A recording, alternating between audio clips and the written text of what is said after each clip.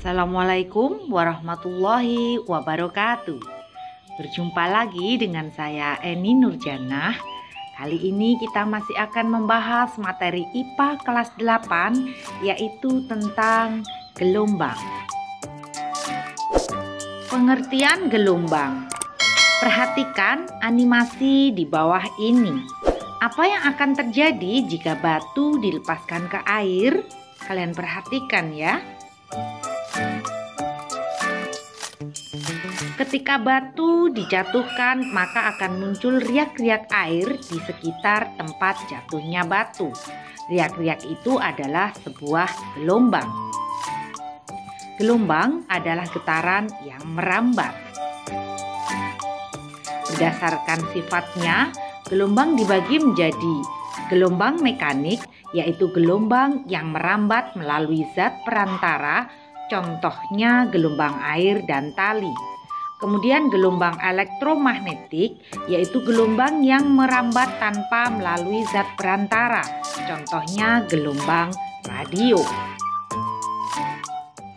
Tahukah kamu bahwa gelombang membawa energi? Gelombang membawa energi dari satu tempat ke tempat lain tanpa memindahkan materi. Mari perhatikan kembali apa yang sebenarnya terjadi ketika batu dijatuhkan ke dalam air. Batu yang dijatuhkan ke dalam air adalah usikan yang menimbulkan getaran. Getaran tersebut merambat dan menghasilkan gelombang dari titik pusat jatuhnya batu. Gelombang yang merambat membawa energi yang berasal dari getaran, sehingga menyebabkan daun bergetar, tapi zat perantara tidak ikut berpindah. Kalian perhatikan di sana, daun hanya bergerak naik atau turun. Ini membuktikan bahwa air selaku medium gelombang tidak ikut berpindah atau tetap. Gelombang di air jika dilihat dari atas seperti gambar di bawah ini ya. Kemudian gelombang di air jika dilihat dari samping. Kalian perhatikan animasinya. Untuk lebih memahami bahwa medium tempat perambatan gelombang tidak ikut merambat, perhatikan animasi di bawah ini. Potongan kertas tidak ikut berpindah walaupun gelombang pada tali merambat. Dari materi pengertian gelombang tadi dapat disimpulkan bahwa gelombang adalah getaran yang merambat. Gelombang merambat maju, sedangkan mediumnya tetap atau tidak berpindah. Dan kesimpulan berikutnya, gelombang membawa energi selama perambatannya.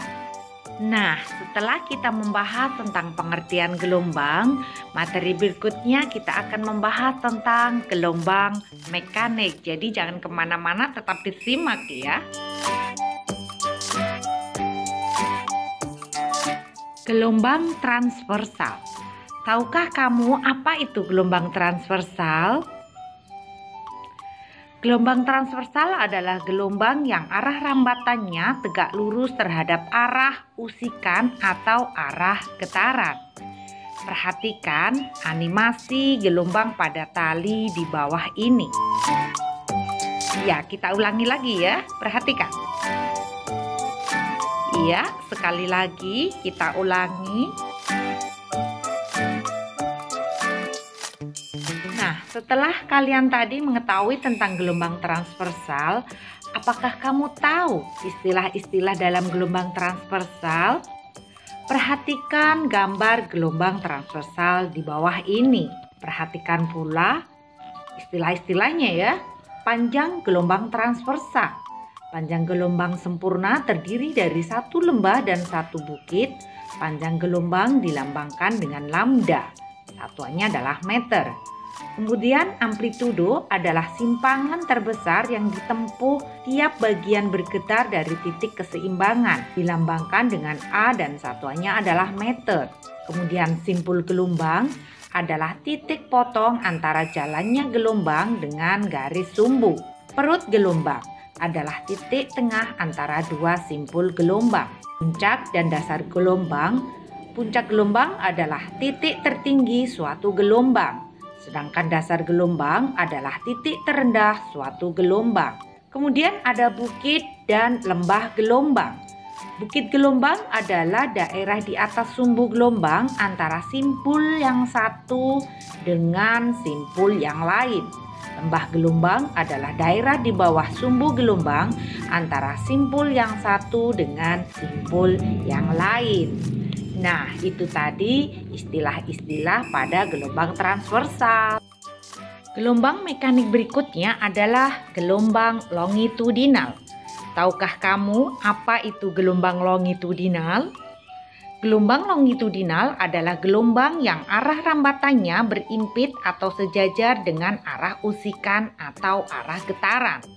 Gelombang longitudinal tidak memiliki lembah dan bukit gelombang.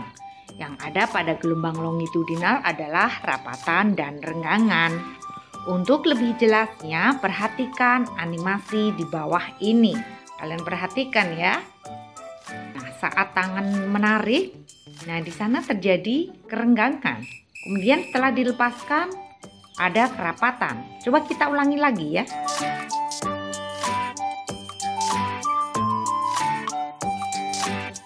Nah, itu tadi animasi gelombang longitudinal yang terjadi pada sebuah pegas atau selingki.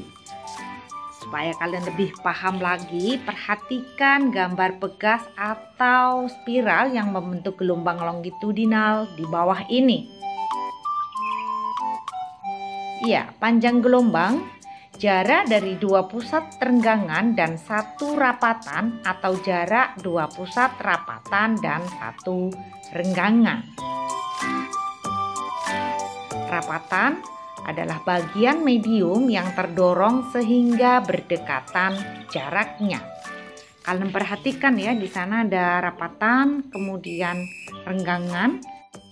Nah, kemudian renggangan adalah bagian medium yang tertarik sehingga berjauhan jaraknya.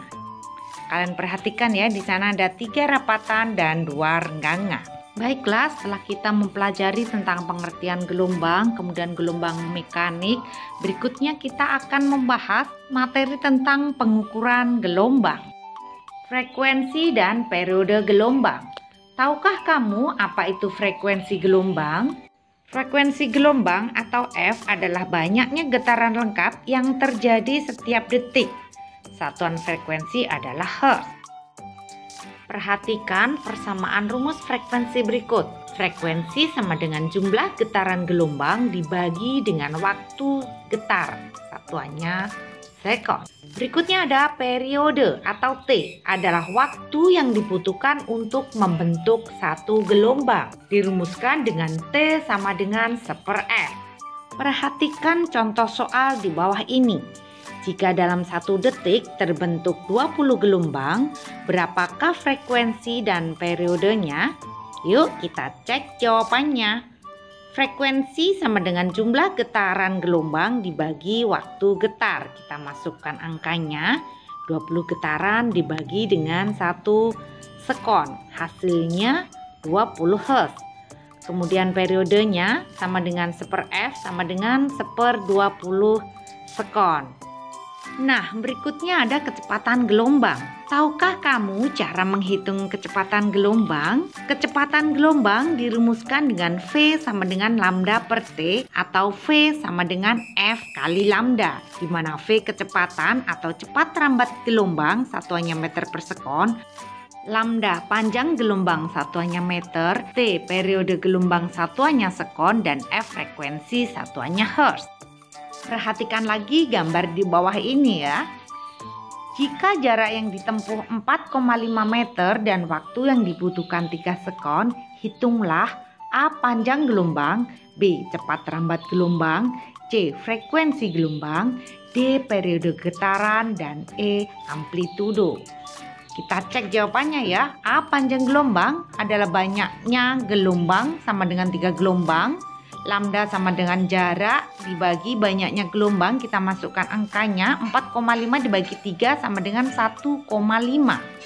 Kemudian untuk B, cepat rambat gelombang, V sama dengan S per T. Kita masukkan angkanya 4,5 per 3 sama dengan 1,5 meter per sekon. Kemudian C frekuensi gelombang ya, F sama dengan V dibagi lambda. Kita masukkan angkanya 1,5 dibagi 1,5 sama dengan 1. Kemudian D periode getaran, T sama dengan 1 per F. Kita masukkan angkanya 1 per 1 sama dengan 1 sekon. Kemudian untuk amplitudo dari gambar dapat dilihat bahwa amplitudo gelombang adalah 5 cm. Baiklah, setelah kita mempelajari materi tentang pengukuran gelombang, kita memasuki materi yang terakhir yaitu tentang perilaku gelombang. Karakteristik gelombang. Gelombang dapat dipantulkan. Tahukah kamu bahwa gelombang dapat dipantulkan? Pemantulan gelombang disebut juga refleksi gelombang. Untuk lebih jelasnya, perhatikan animasi di bawah ini. Gelombang tali akan memantul jika salah satu ujung tali diikat. Kita ulangi lagi ya, dan perhatikan arah gelombangnya.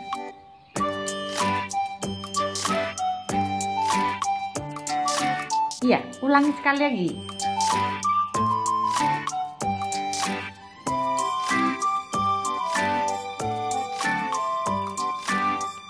Gelombang dapat melentur. Gelombang dapat melentur jika melalui suatu celah sempit. Perhatikan animasi lagi di bawah ini. Nah, ini adalah animasi lenturan gelombang. Gelombang dapat melentur jika melewati celah yang lebih sempit dan kemudian membesar kembali.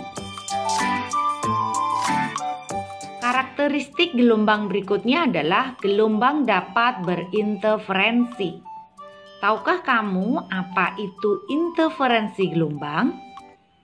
Interferensi adalah perpaduan dua gelombang. Untuk lebih jelasnya, perhatikan animasi gelombang di bawah ini. Nah, di sana ada sumber gelombang 1 dan sumber gelombang 2. Animasi terjadinya interferensi gelombang saat dua sumber digetarkan. Perhatikan sekali lagi ya. Baiklah, dengan berakhirnya materi tentang karakteristik gelombang, berarti juga selesai sudah pembahasan materi kita tentang gelombang. Semoga bermanfaat. Terima kasih. Wassalamualaikum warahmatullahi wabarakatuh.